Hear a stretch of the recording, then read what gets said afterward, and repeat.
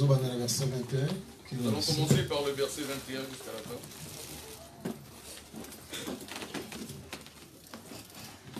Matthieu chapitre 15, je lis dans le nom de notre Seigneur et Sauveur Jésus-Christ. Amen. Jésus, étant parti de là, se retira dans le territoire de Tyr et de Sidon. Et voici une femme cananéenne qui venait de ces contrées, lui cria: aie pitié de moi, Seigneur, fils de David. Ma fille est cruellement tourmentée par le démon. Il ne lui répondit pas un mot.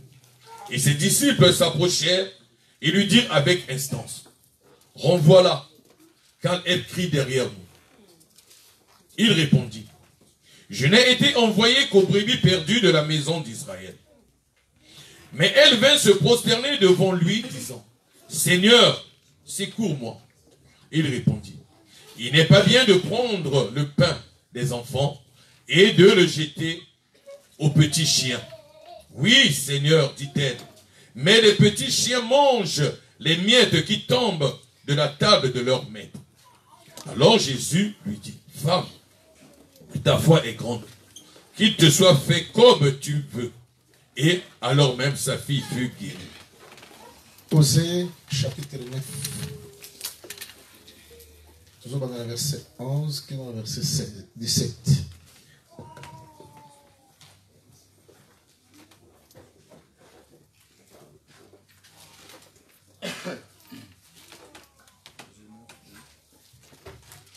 Verset 11 à 17. Je lis dans le nom de notre Seigneur et Sauveur Jésus-Christ. Amen. La gloire d'Ephraïm volera comme un oiseau. Plus de naissance, plus de grosses, plus de conception. S'ils élèvent leurs enfants, je les en priverai avant qu'ils soient des hommes. Et malheur à eux, quand je les abandonnerai. Ephraïm aussi, loin que portent mes regards du côté de Tyr, est planté dans un lieu agréable. Mais Ephraïm mènera ses enfants vers celui qui les tuera. Donne-leur, ô Éternel, que leur donneras-tu? Donne-leur un sein qui avorte et des mamelles desséchées. Toute leur méchanceté se montre à Gilgal. C'est là que je les ai pris en aversion. À cause de la malice de leurs œuvres, je les chasserai de ma maison. Je ne les aimerai plus. Tous leurs chefs sont des rebelles. Ephraïm est frappé, sa racine est devenue sèche. Ils ne porteront plus de fruits. Et s'ils ont des enfants, je ferai périr les objets de leur tendresse. Moi, Dieu, mon Dieu les rejettera parce qu'ils ne l'ont pas écouté. Et ils seront errants parmi les nations. C'est aussi ça la Marc chapitre 7. Nous allons finir avec Marc au chapitre 7. Verset 24 qui est dans la 7.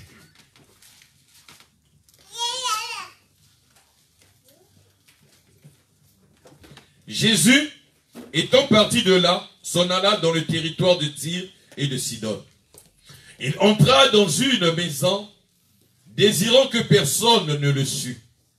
Mais il ne put rester caché, car une femme, dont la fille était possédée d'un esprit impur, entendit parler de lui et vint se jeter à ses pieds. Cette femme était grecque, syrophénicienne d'origine. Elle le pria de chasser le démon hors de sa fille.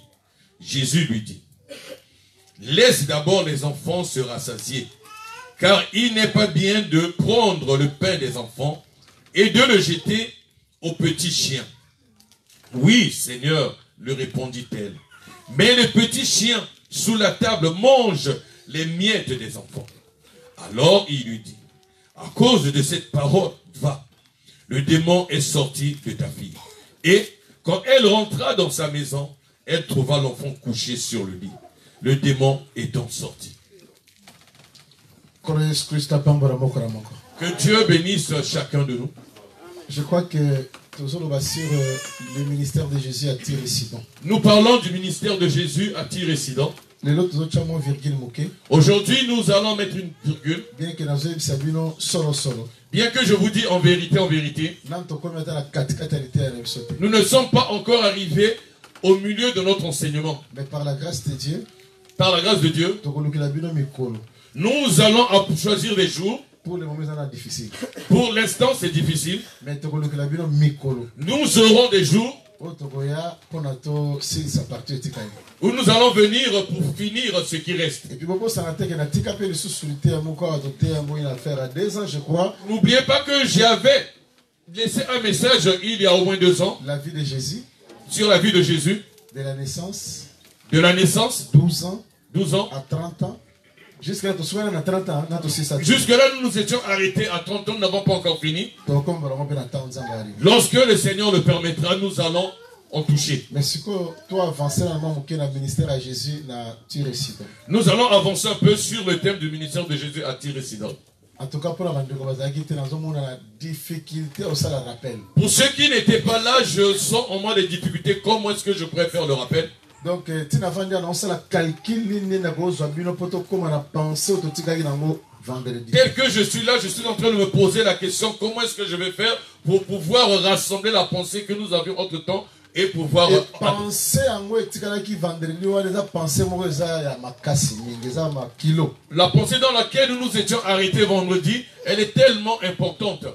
Ce que dimanche, c'est tellement difficile la semaine, tu évoluer dans étudier le mécanisme.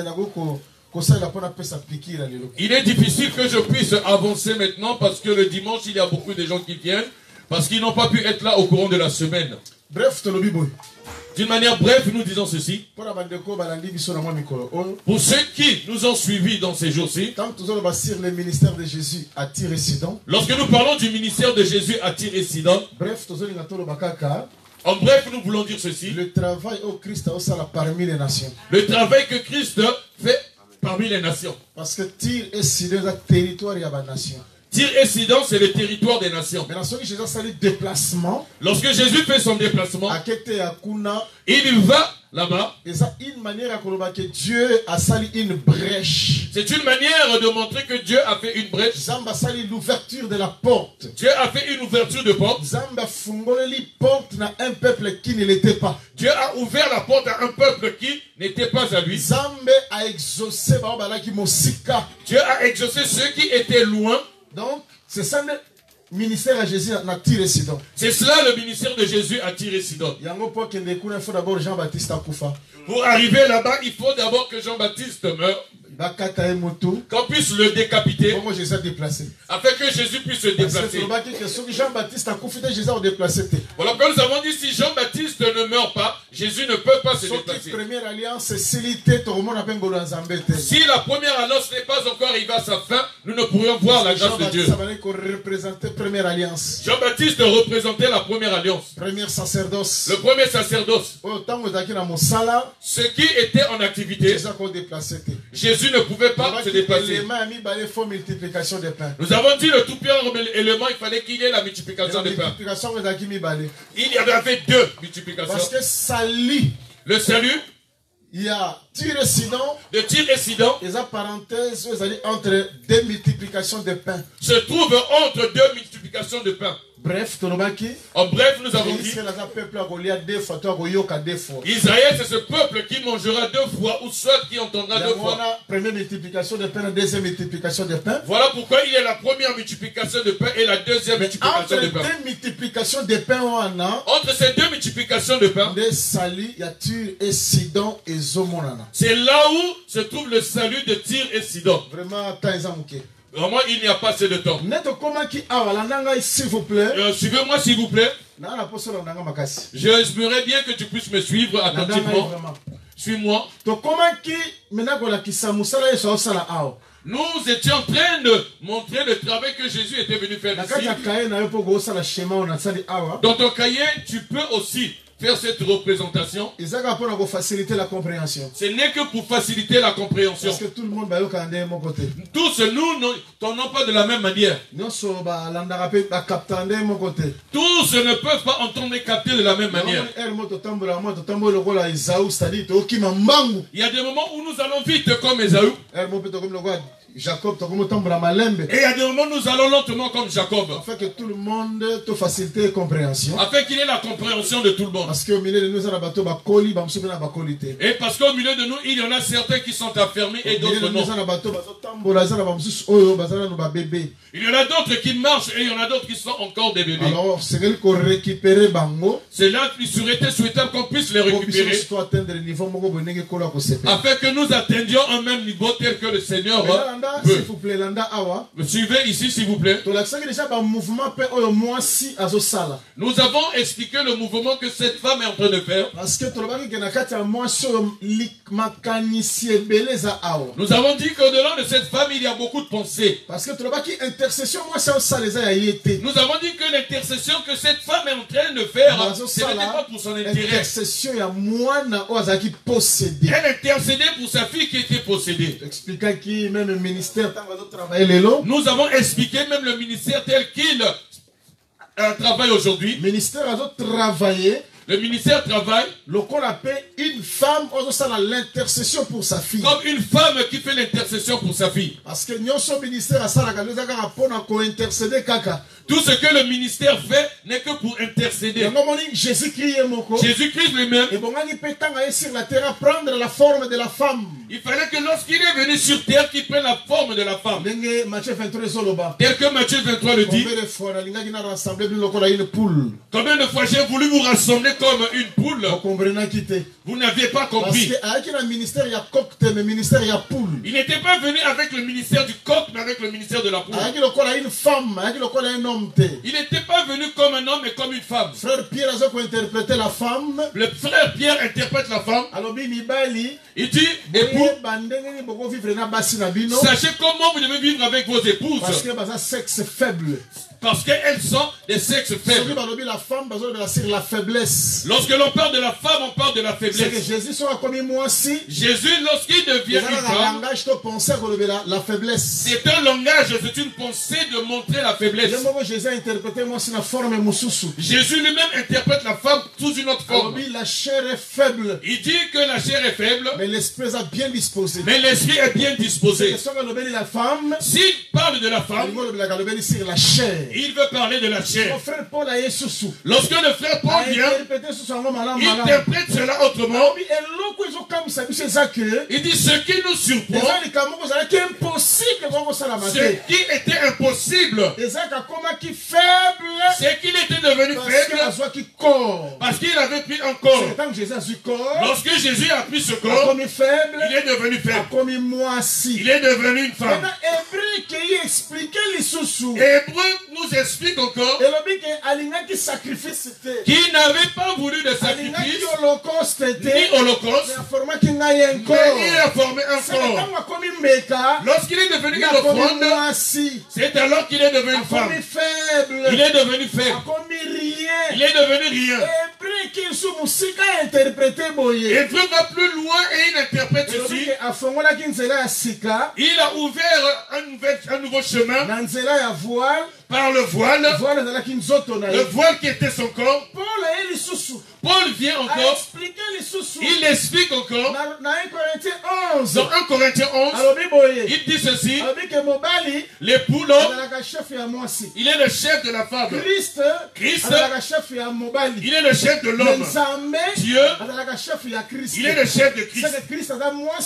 Ce qui veut dire que Christ est l'épouse de Dieu. Est-ce que vous comprenez? Parce que Christ aussi était soumis à son époux. Voilà pourquoi je ne peux rien faire sans le Père. Je ne peux rien faire sans ce que cela soit écrit. Tout ce qu'il faisait, il le faisait selon l'obéissance de son époux qui était entre Dieu. Je ne sais pas si vous allez l'accepter. Je sais que vous allez l'accepter parce que vous êtes les enfants de Dieu. Le proverbe 14 nous parle de deux femmes. Parce que nous disons que Dieu avait épousé deux femmes. Tu comprenais ce que je veux dire? Proverbe dit ceci. La femme sage bâtit sa maison par sa main, avec ses mains. Mais la femme insensée détruit sa maison. Elle détruit sa maison. Dieu avait deux femmes. Sa première femme, Dieu l'avait gâtée. Il avait construit une belle maison. Il avait tout arrangé. Elle avait tout mis dans sa, il avait tout mis dans sa maison. Cette femme-là s'appelle Adam. Cette femme comme Adam, elle n'était pas une femme sage. Elle était une femme insensée. Cette femme-là, même si on avait construit une maison, mais lui-même, elle avait détruite. Vous allez me poser la question, comment est-ce qu'Adam avait détruit sa maison? Paul répond, dans 1 Corinthiens 15, tel que nous avons porté l'image du terrestre, tel nous porterons l'image du céleste. Nous tous, dès que nous sommes ici, nous étions comme la maison où Adam était. Adam avait détruit sa maison. Parce que Romain dit, au travers d'Adam, c'est alors que nous avons été dispersés dans le monde. Être dispersés dans le monde, c'est détruire sa maison. C'est pas moi qui le dis. Caïphe le dit dans Jean 11. Il est avantageux qu'une personne meure pour que la nation soit sauvée. Non seulement la nation, afin de rassembler en un seul corps les enfants de Dieu dispersés. Comme le ministère entend très bien, nous entendons ceci pour construire la maison qui avait été détruite. Est-ce que vous comprenez? Est-ce que je vous comprenez? La deuxième femme, c'est la femme, elle est plus sage que la première femme. Bien que cette femme n'était pas bien gâtée à la manière des hommes. Si vous regardez Jésus, vous n'allez pas admettre, l'accepter qu'il était l'époux de Dieu. À un moment, vous n'allez pas accepter qu'il était Dieu. À un moment, vous n'allez pas accepter qu'il était réellement lui-même le Dieu véritable. Même son apparence ne montrait pas qu'il était Dieu. De la même manière aujourd'hui, il y a beaucoup de gens qui peuvent prier.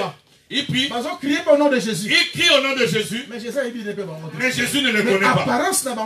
Mais leur apparence, dans leur lieu de culte, est meilleure que les nôtres. Est meilleure que les nôtres dans tous les domaines, même dans l'éclairage.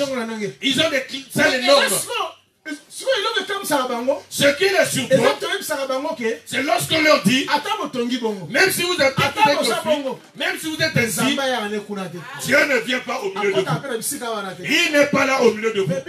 Mais nous, même dans l'abaissement, même dans l'humiliation, même dans cette pauvreté, mais Dieu vient au milieu de nous. Parce qu'il va vers ceux qui sont à lui, tels que nous sommes Jésus-Christ. De la même manière, Jésus-Christ,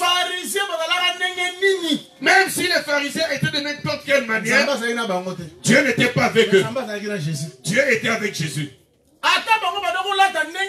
Même quelle que soit leur manière de s'habiller, Dieu n'était pas avec eux. Dieu était avec Jésus. Voilà pourquoi nous prêchons, nous disons ceci.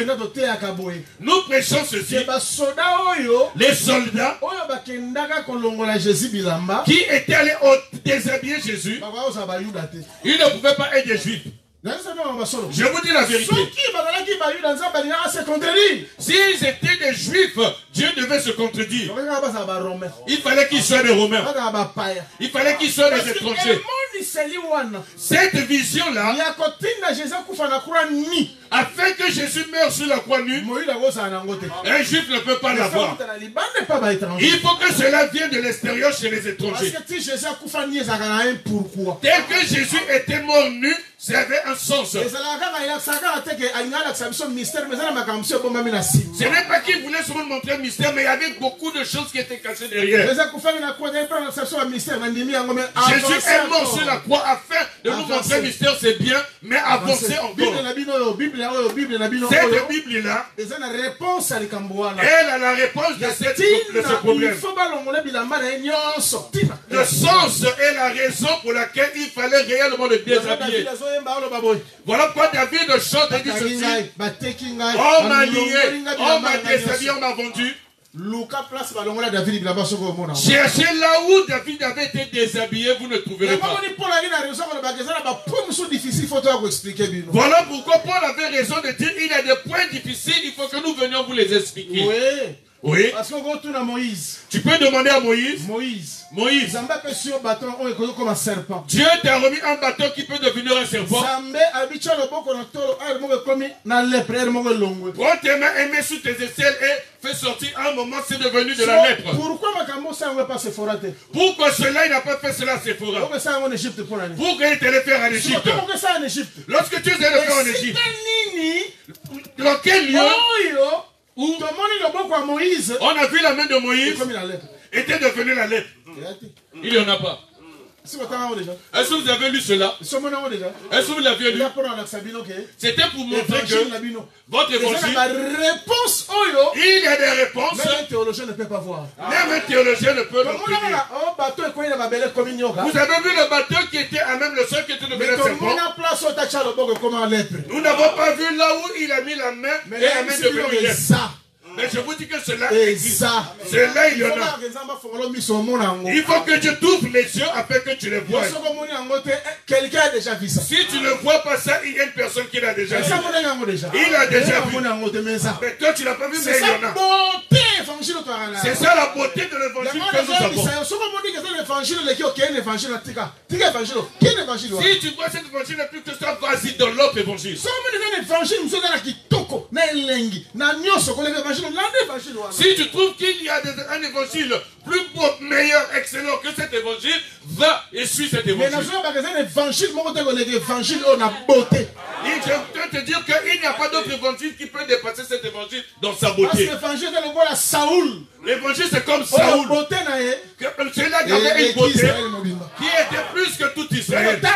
Sa taille était plus que la taille de tout Israël. Bon, je vais passer. Je vais passer. Regarde. Vous voyez les soldats romains, ces étrangers. Que Dieu les bénisse.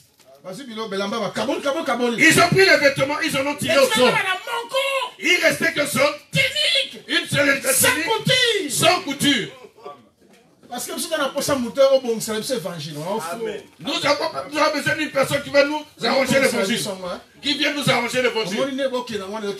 Tel que vous l'avancez, mais ce n'est pas bon. C'est une tunique sans couture. La tunique est sans couture. On ne le prend pas à la légère. Il y a des gens qui prient aujourd'hui comme les saliers vers les nations. Mais ils peuvent voir le vêtement de Jésus, le vêtement de Jésus, mais pas la tunique. La tunique, ce n'est pas tout le monde qui les a. La tunique, elle est collée au corps. La tunique a l'odeur. Ne peut pas être auprès de tout homme.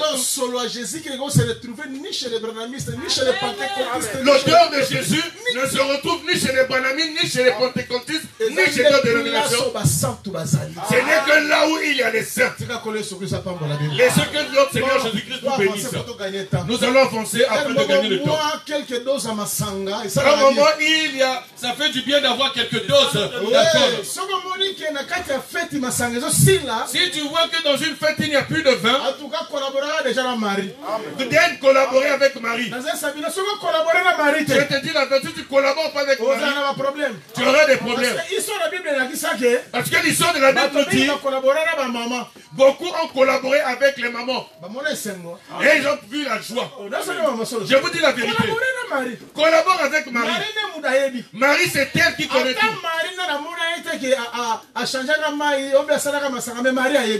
Même si Marie n'avait jamais opéré de miracle, mais Marie sait. Bon, tout continue. Nous allons continuer. Vraiment, moi, ça rappelle à tes potes. Il n'y a pas de moyen pour faire le rappel vu le temps. Mais retenez ceci. Retenez ceci. Dès que Jésus vient à Tyr et Sidon, il vient avec l'accomplissement de plusieurs prophéties. À part Makambo, À part le problème de couper les arbres, dont nous allons parler prochainement, tous les arbres doivent apparaître ici pour la construction de la maison. Pour la construction de la maison. Il y a certaines prophéties dont il doit accomplir ici à Tyr et Sidon. Ici, je t'interpelle afin que tu sois un peu bien éveillé. Nous allons avancer d'un petit degré. J'aimerais que tu sois très attentif. Sois très attentif. Il faut prêcher évangélique. Je sais qu'aujourd'hui, chez les pentecôtistes, on leur prêche, il faut prêcher l'évangélique. Il faut leur dire que Jésus donne. Jésus donne. Jésus fait ceci. Je vais arriver à ce Jésus qui donne, qui opère des miracles. Mais je veux que nous commencions par ce Jésus. Ce Jésus-là, il a la vie éternelle. Vous tous qui êtes ici, vous êtes les fidèles de Laban. Mais oui. Parce que Laban clairement. Laban le dit clairement. Il dit Jacob, d'où viens-tu? D'où viens-tu? Parce que l'origine d'une personne dépend de ce qu'il fait. Je vous dis la vérité. Nous voyons certains prédicateurs tels qu'ils commencent et nous savons que celui-là, il est un étranger. Sa manière de parler. Dites Amen. Dites Amen. Dites Amen. Dites Amen. Donne-moi un amen qui va me toucher mon cœur. Et nous comprenons par là que celui-là, c'est un étranger. Nous comprenons que c'est un étranger. C'est un véritable étranger. Nous comprenons qu'il n'est pas des nôtres. Il est de l'extérieur. Complètement extérieur. Là-bas, on sera même surpris. Toi, tu viens d'où? Toi, tu viens d'où? Dans ce pays-là, nous avons une habitude. Comme dans toutes les églises des saints. Nous sommes comme dans toutes les églises des saints. Parce que pour la vérité, Paul n'avait pas dit il va aller dans les Pentecôtes, dans le groupe de prière. Dans toutes les églises des saints. Il dit la coutume de ne pas permettre à la femme de prêcher doit être accomplie dans toutes les églises des saints. Même là où tu rencontreras une femme en train de prêcher, quel que soit le nom qui leur sera attribué, ce n'est pas une assemblée de saints. Dans ce lieu-là, il n'y a aucun saint. Il y a certaines choses dont nous disons ici. Il y a certaines personnes qui le suivent parce qu'il faut le suivre. Mais ce n'est pas à lui. Ce n'est pas à toi. Nous allons le dire comme Pierre avait répondu à certaines personnes. Il y avait dit dans ces parts-là, dans cette chose-là, tu n'as ni part ni haut. Parce que toi l'église à là-bas. Ici, nous sommes dans l'église de Laban. Tu dois commencer par la grande sœur. La petite sœur, tu la prendras par la suite. Oui, vous voulez toujours des enseignements qui sont durs. C'est parce que nous sommes forts. Nous devons manger ce qui est dur. Celui qui prend encore du lait est un enfant. Amen. Il ne sera pas sauvé. C'est la vérité. Ok, tu avances. Nous allons avancer. En tout cas, suivez-moi attentivement. Sois vraiment attentif. Sois attentif. Suis-moi. Suis-moi. Même si c'est la première fois que tu viens, je vais te récupérer. N'aie pas peur, je vais te récupérer. Parce que celui qui a pris à manger les os, il a mangé la chair. Et celui à qui on a allaité, et tous ils ont mangé les os. Et tous ils ont mangé la chair. Chacun a mangé cela à la manière à laquelle Dieu le lui a donné. Jésus, le bébé, il mange mange comme sa maman mange. Mais différence c'est que La différence est que il n'a pas de dents.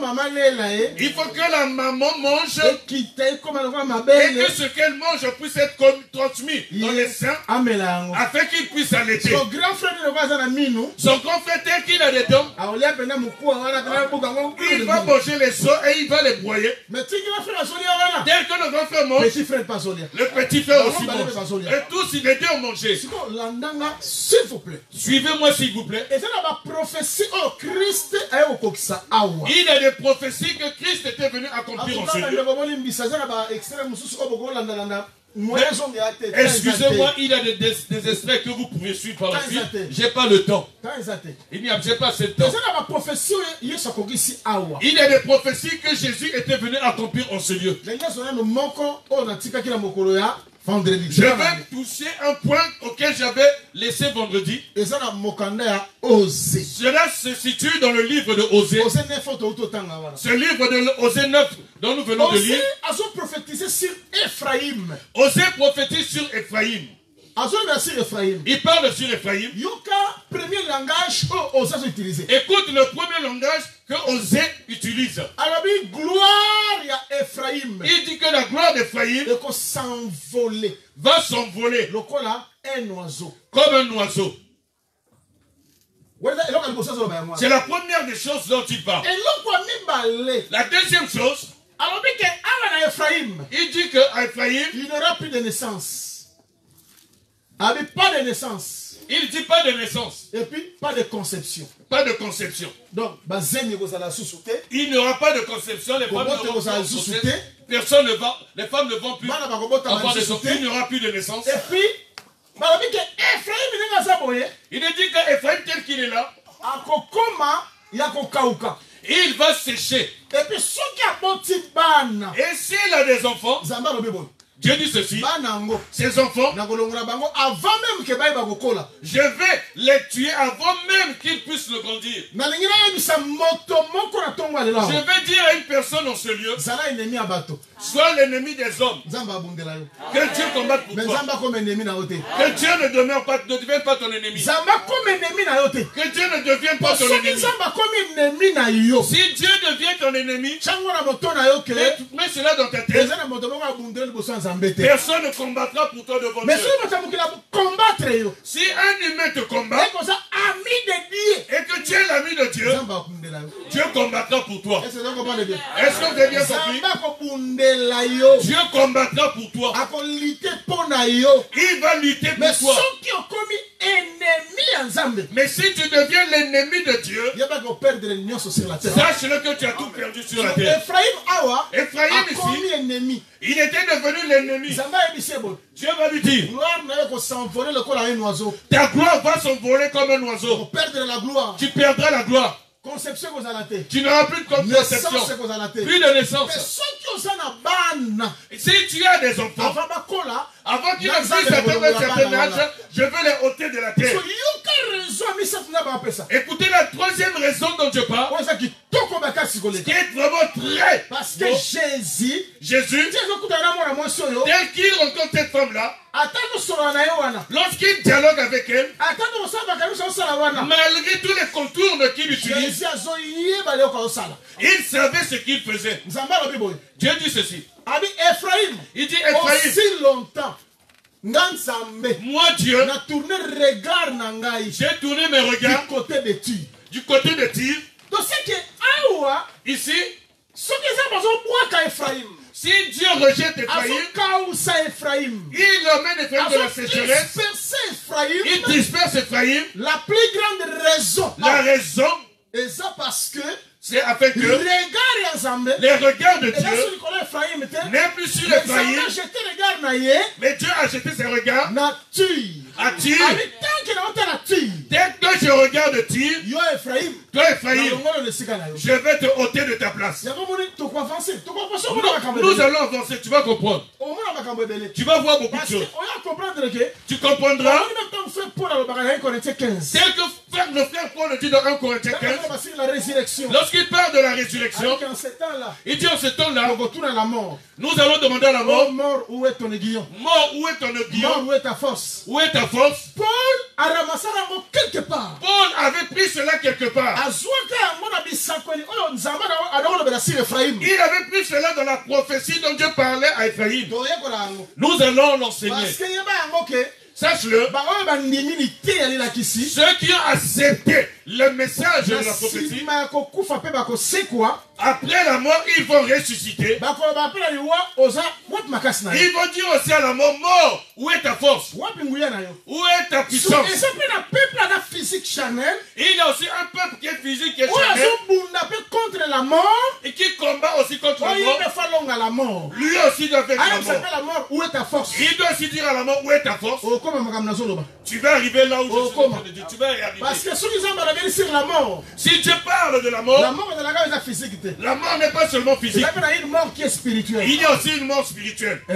Oui. Il y a certaines morts qui sont spirituelles. Le cavalier du 4e saut. Voilà pourquoi le cavalier du 4e saut, les autres cavaliers vont combattre. même si les autres cavaliers n'ont pas de nom, mais 4e saut. Mais le 4e saut, le cavalier dans la combo. Ce cavalier a un nom. La mort. Voilà pourquoi on l'appelait la mort. Le séjour des morts, le séjour des morts, marcher derrière lui. Lorsque Jésus fait une parenthèse, lorsque Pierre a révélé qu'il était le Christ. Voilà pourquoi nous disons ceci. Si Dieu pose la question, celui qui répond c'est Dieu. Voilà pourquoi nous disons ceci dans notre folie. Tous les apôtres de Jésus n'étaient que ses homonymes. Si tu n'es pas l'homonyme de Jésus, tu ne peux pas l'interpréter. Je vous dis la vérité. Je vais prendre deux exemples. Je vais prendre Simon, fils de Jonas. Son nom était Simon. Écoutez, Jésus l'a rencontré. Toi, tu t'appelleras fils Simon. Il faut que tu sois mon homonyme. Que tu deviennes Pierre. Parce qu'il savait que s'il reste Simon, il n'est pas Pierre. Il ne pourra pas expliquer Jésus. Il ne pourra pas l'expliquer. Quel que soit tout ce qu'il ferait, il ne pourra pas l'expliquer. Et il ne va pas le comprendre. Si tu n'es pas l'homonyme de Jésus, tu ne pourras pas l'expliquer. Je ne le dis pas moi-même. Paul dit ceci. Un homme charnel ne peut discerner les choses spirituelles. Dieu est esprit. Ces enseignements ont été prêchés en esprit. Tu l'expliqueras si tu es devenu esprit. Si tu es charnel, tu es physique, tu ne peux pas le comprendre. Oui. Même si tu vas à l'Académie française, tu ne pourras pas le comprendre. Tu ne pourras pas comprendre. Si tu doutes, je vais te donner une équation biblique. Je vais voir si tu vas réussir. Si tu vas réussir, même si tu étais à l'Académie française, tu ne pourras pas comprendre. Ce problème, ce n'est pas un problème de français ou d'anglais. Ce n'est pas un problème de portugais. Ce sont les choses dans l'esprit. Voilà pourquoi Christ regarde Pierre. Il dit Simon, ce n'est pas la théologie qui te l'a révélé. Ce n'est pas la physique et la chimie. Est-ce que vous ne comprenez pas? Ce n'est pas la chair et le sang. Lorsqu'il dit ce n'est pas la chair et le sang, Jésus n'existe la chair et le sang. Voilà, cela veut dire que Jésus dans son église, il a chassé la chair et le sang. Nous sommes que des humains.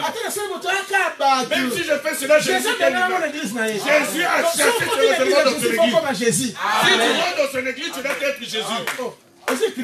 C'est l'écriture. Lorsqu'il répète les psaumes, lorsque la Bible dit j'avais dit vous êtes des dieux, des fils du trône, mais comment mourrez-vous comme des humains? Je vous ai déjà fait sortir du corps. Nous ne sommes que des hommes. Nous ne sommes que des hommes. Même si le passé tel Jésus est Jésus avait chassé les hommes dans son église. Il a dit ce n'est pas la chair ni le sang. C'est mon père. C'est mon père. Paul dit ceci. Moi, ce n'est plus moi. C'est Christ.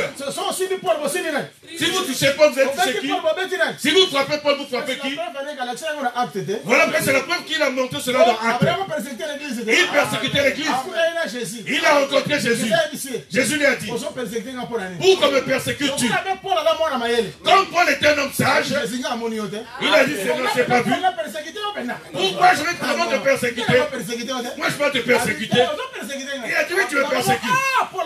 Voilà, Paul a une idée, il a dit, tel que je touche son corps. Son corps, c'est l'église. Si tu veux être l'homonyme de Jésus, il faut que tu sois spirituel. Si tu n'es pas spirituel, tu ne seras pas son homonyme. L'église qui est remplie de charnel, avec des tribales, avec des gens qui sont régionalistes, qui sont des racistes. Même aujourd'hui, je suis surpris à des pasteurs. Les problèmes de politique au Congo, ils sont entrés à l'intérieur. Et il y a des pasteurs qui commencent à mettre leurs commentaires. Et ils commencent à élever ce qu'eux ils sont dans Jésus. Je ne veux pas rentrer dans ce domaine. Je veux tout simplement te dire, chasse la chair et le sang. C'est là pour comprendre que les disciples sont chasse. Je voudrais te montrer comment les disciples étaient son homonyme. Simon. Il dit Simon, fils de Jonas. Fils de Jonas. À partir d'aujourd'hui, Pierre. Tu deviens Pierre. C'est de Petros. Pietros. Lorsqu'il appelle Petros, ce qui veut dire une petite pierre. Toi, tu es la petite pierre. Moi, Jésus. Je suis Petras. La grosse pierre. Moi, je suis la grande pierre. Mais toi, tu es la petite pierre. Moi, la grande pierre. Moi, la petite pierre. Nous allons construire. Nous allons construire la maison. Parce que le fondement, c'est la grande pierre. Les petites pierres, c'est ce que l'on met par la suite. Mais oui. Oui. Salomon avait raison de dire. Il y a un temps où il faut jeter les pierres. Et il y a un moment qu'il faut les rassembler. Il nous avait jetés par le premier Adam. Et il nous a ramenés par le second Adam. Nous croyons qu'à la croix c'était notre récupération. Et à